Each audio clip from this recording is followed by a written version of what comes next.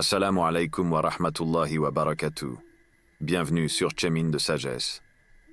Imaginez attendre quelque chose de si fort, si précieux, que chaque jour, chaque instant semble suspendu à ce rêve. Sur notre chemin de foi, Allah nous guide parfois dans l'attente, un espace où la patience, la confiance et la gratitude prennent tout leur sens.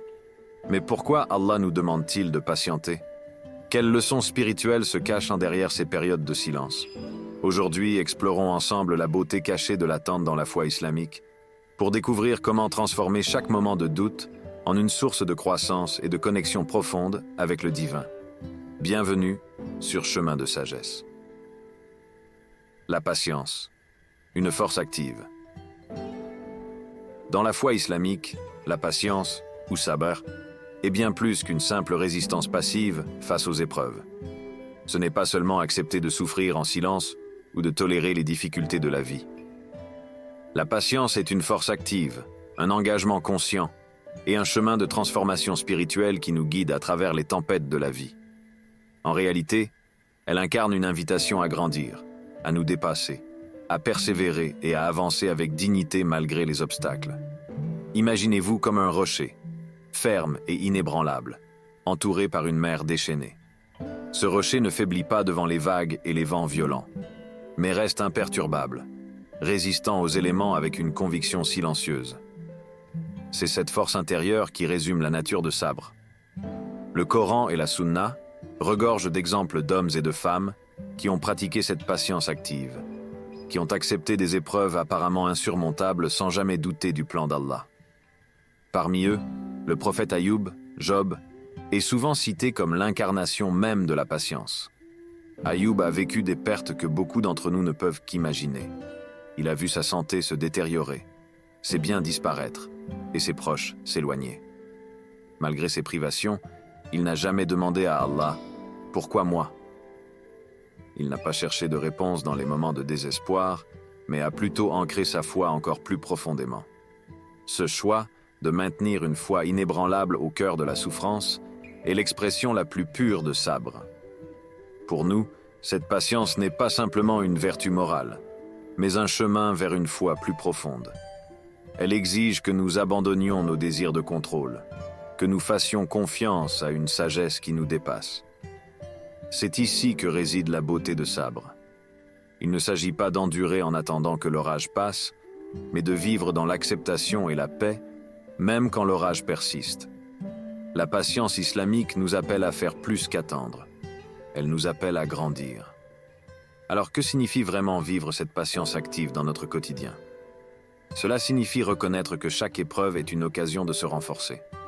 Peut-être traversez-vous une période d'incertitude financière, ou une situation familiale tendue, ou même des difficultés de santé. Ces épreuves nous poussent à aller au-delà de nos propres limites, à nous tourner vers Allah avec une humilité renouvelée. Sabr nous enseigne que l'attente elle-même est une bénédiction. Dans l'instant présent, chaque moment devient une étape sur le chemin de notre développement spirituel.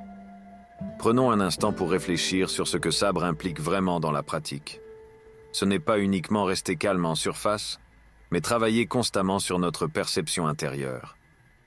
Les difficultés de la vie réveillent souvent en nous un besoin de contrôler l'incontrôlable, de résoudre rapidement nos problèmes pour ressentir à nouveau la sécurité. Mais Sabr nous enseigne le contraire. En apprenant à vivre dans l'incertitude, nous renforçons notre lien avec Allah et reconnaissons que notre destin est entre ses mains.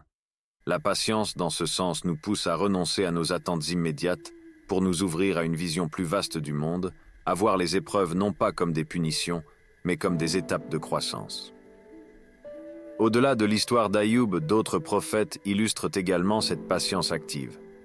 Dans chaque moment de difficulté, ils ont maintenu une foi ferme, ancrée, et ont accepté de voir au-delà des circonstances immédiates. Ces exemples des prophètes révèlent que la patience n'est pas synonyme d'impuissance. Elle nous encourage à réagir de manière réfléchie, à trouver une force intérieure pour avancer avec intégrité et à voir chaque moment de douleur comme une opportunité de raffiner notre foi et notre caractère. Ainsi, Sabr est l'acte de se soumettre activement à la sagesse d'Allah, de croire profondément que même dans les moments d'incompréhension totale, il y a une raison et une sagesse qui échappent à notre perception humaine. Enfin, la patience active devient un moyen d'exprimer notre amour et notre confiance en Allah. Elle nous rappelle que chaque épreuve, aussi difficile soit-elle, est un test, une question posée à notre cœur. Es-tu prêt à rester ferme dans ta foi, même si tu ne comprends pas encore tout ce que je prépare pour toi? C'est cette question, posée par Allah dans les moments les plus durs, qui nous invite à pratiquer le sabre. La patience est donc une épreuve sacrée, une invitation divine à nous transformer intérieurement. Chaque défi, chaque moment d'incertitude, chaque perte devient un miroir qui nous renvoie à notre foi et à notre engagement envers Allah. Plus nous persévérons, plus nous renforçons notre lien spirituel et plus nous comprenons que le véritable sens de la patience est un amour pur, détaché de toute attente immédiate. Dans cette patience, nous trouvons la paix, non pas parce que nos épreuves disparaissent, mais parce qu'elles cessent d'être des obstacles à notre foi. La confiance en Allah, tawakkul.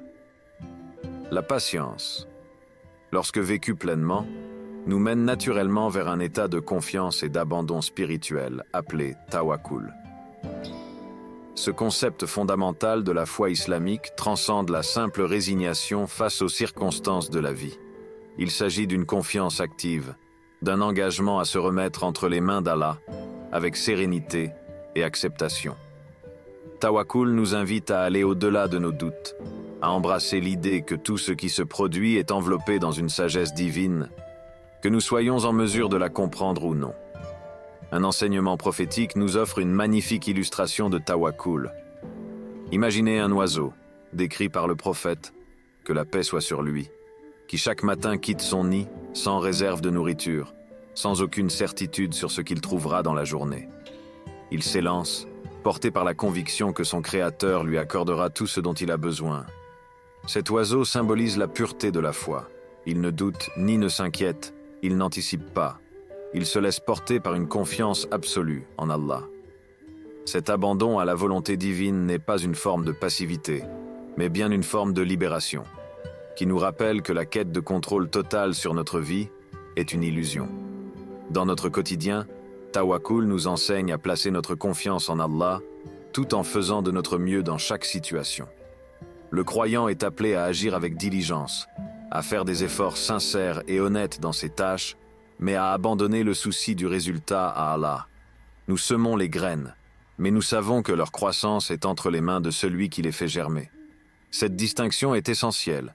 Elle nous libère de l'angoisse, de la pression de vouloir tout maîtriser, et nous donne la force de continuer avec le cœur léger, sachant que le plan d'Allah est toujours en action, même si nous ne le percevons pas.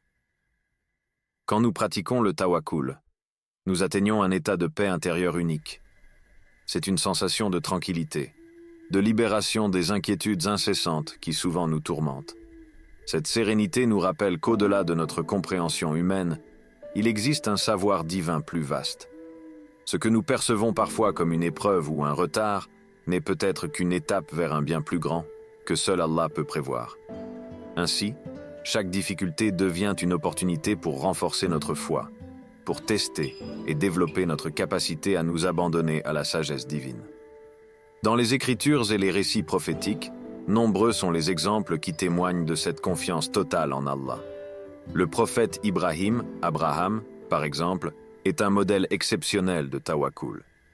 Lorsque le roi Nimrod ordonna de le jeter dans un immense feu, Ibrahim n'a pas cherché d'échappatoire, il n'a pas imploré de pitié. Au lieu de cela, il a remis sa vie entièrement entre les mains d'Allah, convaincu que son Créateur savait mieux que lui ce qu'il convenait de faire. Et par la grâce divine, Allah transforma le feu en une source de fraîcheur pour lui. Cet exemple nous montre que lorsque nous plaçons notre confiance en Allah, même les circonstances les plus terrifiantes peuvent devenir des moments de soulagement et de miséricorde. Mais alors, comment cultiver un tawakkul sincère dans notre propre vie? La première étape consiste à reconnaître nos propres limites. En acceptant que nous ne pouvons pas tout comprendre ni tout prévoir, nous nous ouvrons à l'idée que notre bonheur et notre sécurité résident dans les mains d'Allah, pas dans notre capacité à contrôler chaque aspect de notre vie. Cette reconnaissance de nos limites nous permet d'avancer avec plus de sérénité, d'accepter que parfois, ce que nous pensons être un obstacle est, en réalité, une porte ouverte vers quelque chose de plus grand, quelque chose que nous ne voyons pas encore. Un autre moyen de renforcer notre tawakkul est de pratiquer la gratitude pour ce que nous avons déjà, en réalisant que chaque bénédiction est un signe d'amour et de protection d'Allah. En prenant un moment pour observer les bénédictions de notre quotidien, nous renforçons notre conviction qu'Allah est avec nous, qu'il pourvoit à nos besoins et qu'il nous guide même lorsque nous nous sentons perdus. Cette confiance absolue en Allah nous donne la capacité de nous détacher des résultats, de ne pas vivre constamment dans l'anticipation ou la peur de l'échec. Le tawakkul nous libère des chaînes de l'anxiété et de la peur de l'inconnu, car il nous enseigne que tant que nous restons sincères dans nos intentions et dans nos actions, Allah se charge du reste. Dans cette perspective, les événements de notre vie, heureux ou difficiles, deviennent des moyens par lesquels Allah nous guide, nous éduque et nous aide à atteindre notre potentiel spirituel. Finalement, le tawakkul est un voyage vers la libération intérieure, une forme de confiance qui, en nous détachant de nos peurs et de nos doutes, nous permet de vivre chaque instant pleinement. C'est le sentiment de savoir que nous sommes entre les mains d'Allah, celui qui connaît nos besoins, nos peurs et nos aspirations mieux que nous-mêmes. En embrassant le tawakkul, nous cultivons une paix qui transcende l'inquiétude. Nous apprenons à avancer avec foi, même lorsque le chemin semble incertain, car nous savons qu'Allah est le meilleur des planificateurs. L'attente comme phase de préparation. L'attente peut parfois sembler une épreuve difficile, un espace de temps où rien ne se passe en surface, où tout semble figé. Pourtant, en islam, cette phase est perçue comme un moment précieux de préparation et de renforcement intérieur. Elle est comparée à la croissance invisible d'une plante. Imaginez une graine plantée dans le sol. Pendant des semaines, peut-être même des mois, nous ne voyons rien, aucun signe de croissance. Mais sous la terre, un processus profond et essentiel se déroule. Les racines s'étendent, se renforcent, créant une base stable qui permettra à la plante de croître et de prospérer lorsque le moment sera venu. De la même manière, les bénédictions dans nos vies ont besoin de racines solides pour être pleinement vécues et appréciées. Cette attente, bien que difficile à accepter, est un moyen pour Allah de nous préparer intérieurement. C'est une phase où nous devons nous enraciner dans notre foi, approfondir notre compréhension spirituelle et développer notre résilience.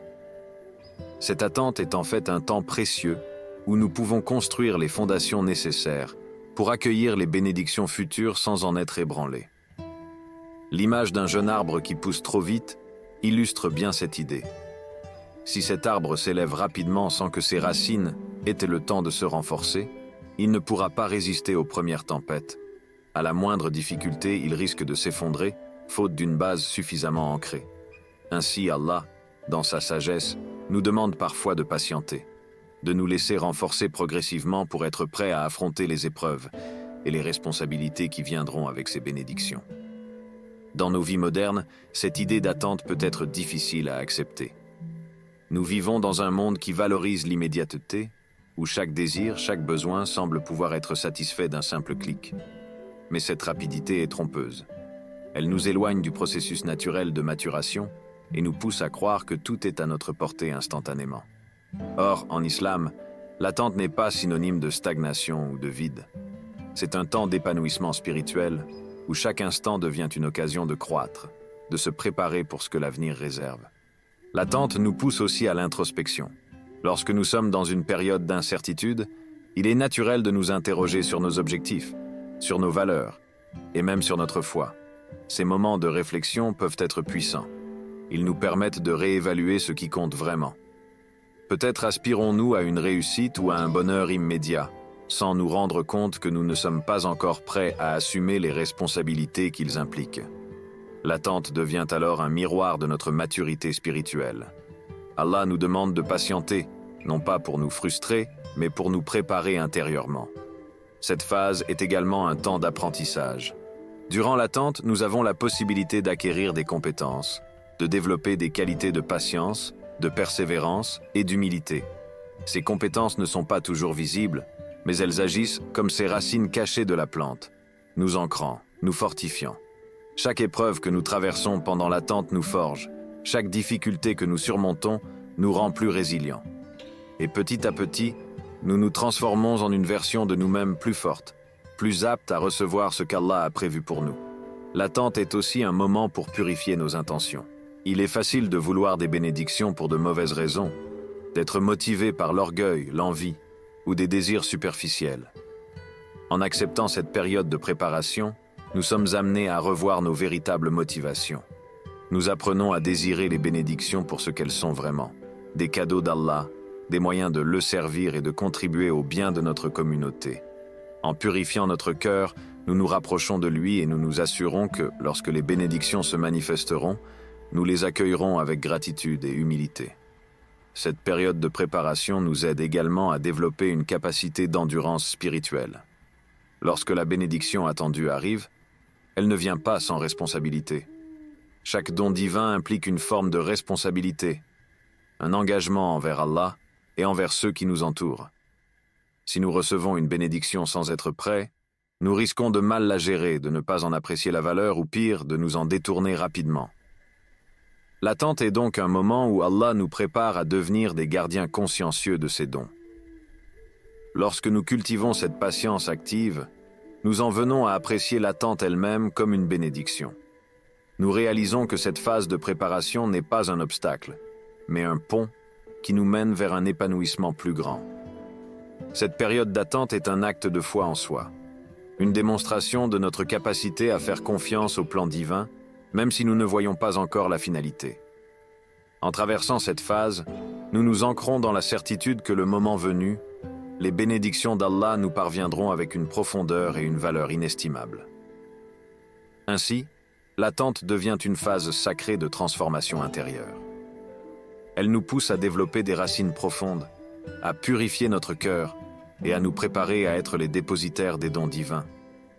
Lorsque la bénédiction se manifeste enfin, elle est accueillie par un cœur mûr, prêt à en apprécier chaque instant, chaque aspect, et à en faire bon usage, car elle a été précédée par un processus de préparation orchestré par celui qui sait exactement ce dont nous avons besoin. La gratitude dans l'attente. Shukr. Lorsque nous attendons une bénédiction, un rêve qui nous tient à cœur, il est facile de se focaliser sur ce que l'on n'a pas encore, oubliant ce qui nous entoure déjà. Dans cette quête d'un idéal futur, nous passons parfois à côté des bénédictions qui enrichissent notre vie quotidienne. En islam, cette appréciation des bienfaits actuels est désignée par le terme « shukr » ou gratitude. Le shukr n'est pas un simple remerciement ponctuel, c'est une disposition du cœur, un état de reconnaissance constante envers Allah pour tout ce qu'il nous a déjà accordé. Chaque jour, la santé, la sécurité, la chaleur d'une famille, la possibilité de respirer et d'expérimenter la vie sont des cadeaux qui, bien souvent, passent inaperçus. Cette gratitude quotidienne, bien qu'elle paraisse simple, est en réalité une force puissante qui transforme notre perspective. En cultivant le shukr, nous commençons à percevoir la vie différemment. L'attente d'une bénédiction à venir n'est plus un vide douloureux, mais un espace pour savourer le moment présent. Chaque instant devient une chance de se connecter à Allah et de le remercier pour ce qui est déjà là. Par la gratitude, nous réalisons que l'attente elle-même est une occasion de croissance spirituelle, une chance d'apprécier chaque moment avec une conscience renouvelée. Le shukr et la patience sont comme deux faces d'une même pièce. La patience nous aide à accepter le délai entre notre désir et sa réalisation, tandis que la gratitude nous ancre dans le présent, nous rappelant que la vie est déjà remplie de bienfaits. Le prophète Muhammad, que la paix soit sur lui, a dit que le croyant est béni en toutes choses. Dans le bonheur, il remercie Allah, et dans l'épreuve, il fait preuve de patience. Cette attitude de gratitude transforme notre manière de vivre l'attente.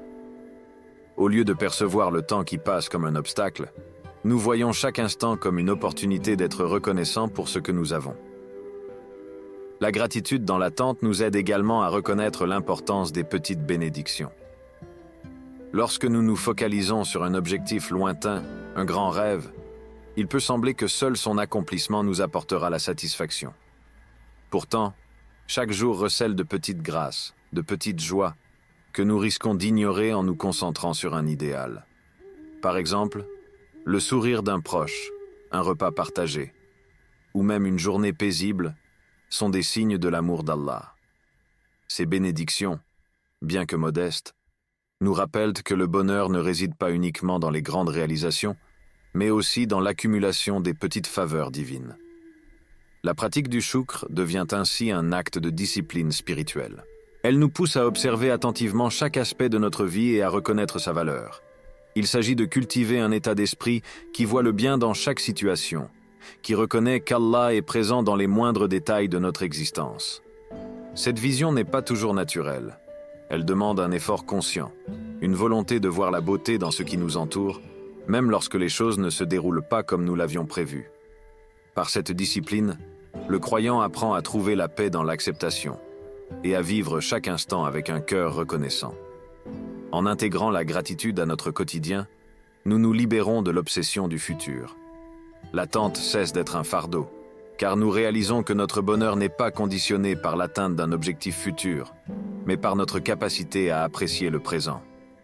Chaque instant vécu dans le choukr nous rapproche un peu plus d'Allah, car nous reconnaissons qu'il est l'auteur de chaque bénédiction, qu'il pourvoit à nos besoins, même dans les périodes de manque ou d'incertitude. Cette reconnaissance devient une source de paix intérieure, une manière de vivre l'attente dans la sérénité. De plus, des études modernes montrent que la gratitude influence directement notre bien-être.